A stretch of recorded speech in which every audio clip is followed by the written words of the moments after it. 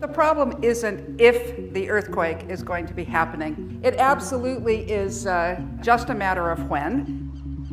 We've put several hundred faults together with 7% of the nation's population. The end result is a huge amount of assets potentially at risk from earthquakes. It's better if it happens sooner because the longer it delays, the more strain has to be released.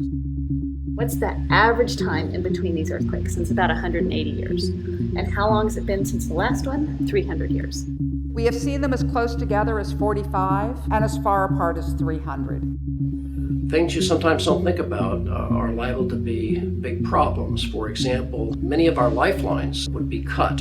When you look at really big structures, high rises and big bridges, we really haven't subjected them to a significant big earthquake because we haven't had one in the United States in the last 50 years.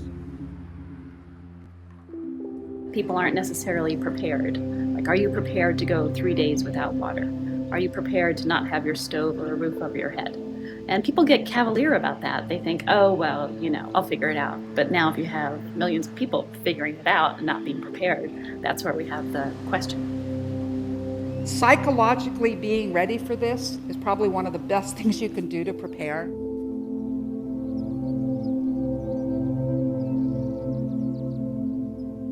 It's 10 a.m.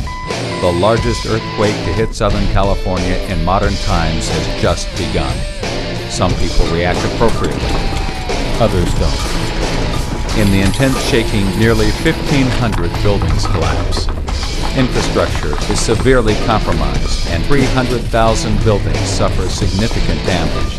The rupture travels 200 miles northwest along the San Andreas Fault, violent shaking lasting as long as 2 minutes in some areas.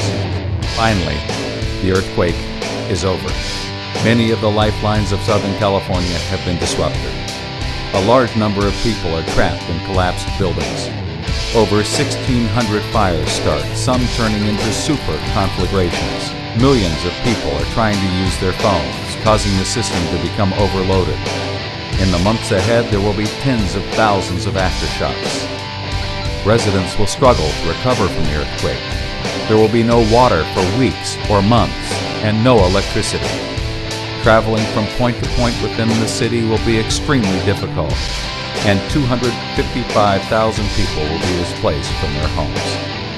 We are all in this together. We will suffer the consequences if we don't do our part right now.